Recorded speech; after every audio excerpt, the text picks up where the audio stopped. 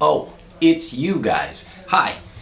Welcome back to Willie's American Guitars. I want to talk vintage guitars, and I might even do this in two parts because there's stuff going on, and the vintage guitar market is actually kind of exciting right now. You guys have probably heard that the New York's Metropolitan Museum of Art is doing a permanent display on the guitar. Long past due, but you figure they had the Play It Loud display, and it was the #1 ticket selling thing for the museum in its history. And when you think they've had Renoir and Da Vinci's there in that the guitars, our thing. See, we were right all along. Guitars, electric guitars, really the solid body electric guitar didn't start until 1950. So it was after World War II. Otherwise everything was built like a cello. And the guitars that came out from Gibson and Fender especially, they kicked everybody's butt. And they are now icons of American culture. Now, this is a Les Paul Custom. When you got, back in 1954, the Les Paul Custom, you got this deluxe bridge where they had a stop tail and this bridge that had individual saddles to adjust it. Back then, everybody was using heavier strings. And so for the regular guitars, the more student guitars, like the Special and the Junior, they had a different bridge setup. I'm arriving to a point here. If you look at the Les Paul Junior from the 50s when they first came out, and this is a double cutaway Les Paul Junior, it has a single wraparound bridge. I think most of you know this, and that is a bridge. Now, this guitar has its original bridge. This is a modern bridge on here, so you can adjust and fine-tune it. Back in 1959, with this guitar, there was no such thing as 9-gauge strings. Laughable. Banjo strings. And that's literally what they did, is start using banjo strings in the mid-60s in replacing strings and moving them all down, taking off that heavy string and putting on a banjo string, light string. But there were no 10s. Nobody shipped a guitar with 10s. They were shipped with 11s and 12s on them. Yes, this guitar. So these bridges were practical and able to lower the value, lower the price. Plus, they were putting these wraparound bridges on the least expensive guitars and putting the fancy bridges on the most expensive guitars.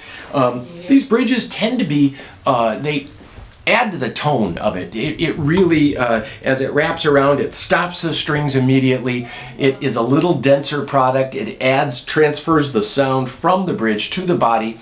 And then, I gotta say it, one of the reasons why these guitars are so valuable is the wood. So what? It's a tree. Yeah.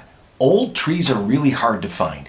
Old ancient trees is what they would use back then. Trees that were 700, 800 years old. And then after, a couple of decades, they realized, wow, we can't grow these things. That 700-year-old tree is going to take a while to farm. So older wood is a big deal. Now, I also want to point out here, when you look at Gibson's new website, the Murphy Lab guitars, they're going to be 65 to 11 grand new.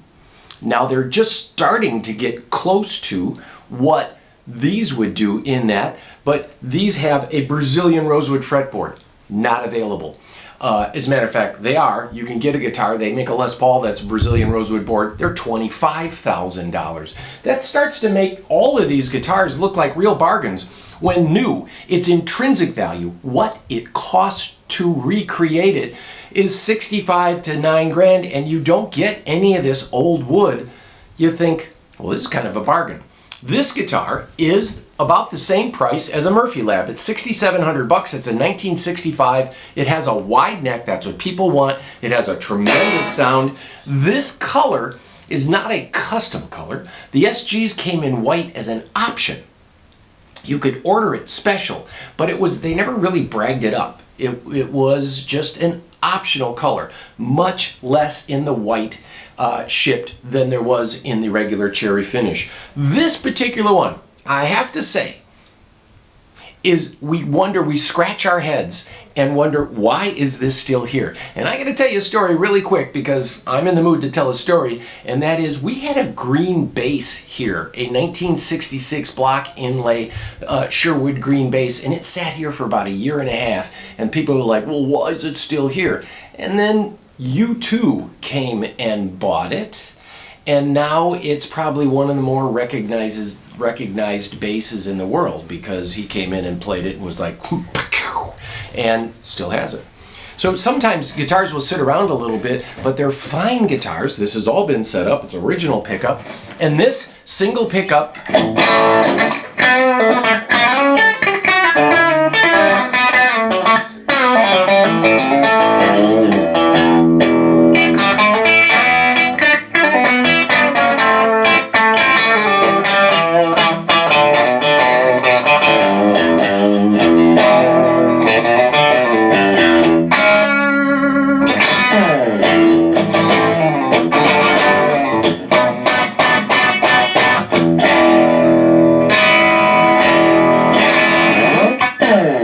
nice thing about SGs is you can reach every fret. It's so easy. There's no big hand grab up here like there is on Les Pauls.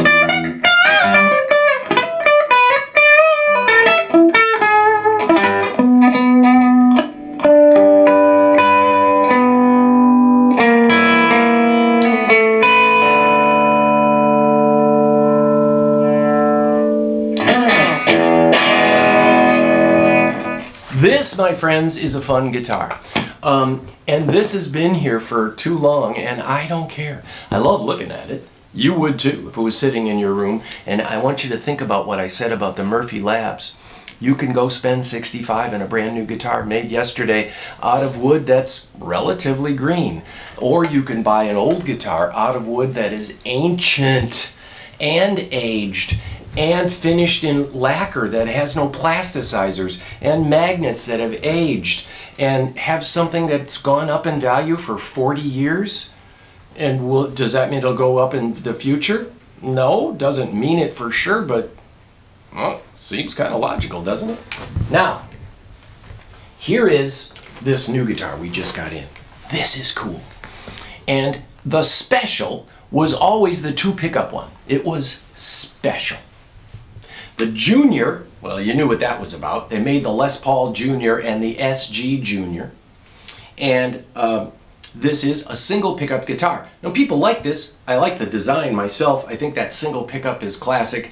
And I find myself not using the neck pickup very much. I use the tone control. But here's the other thing. Look at these close, and what do you see?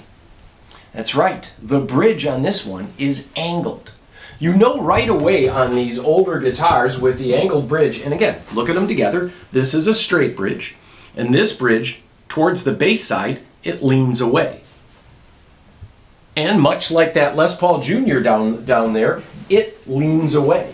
This guitar, when Gibson came out and they discontinued the Les Paul, because it wasn't selling all that much, people are complaining about the weight.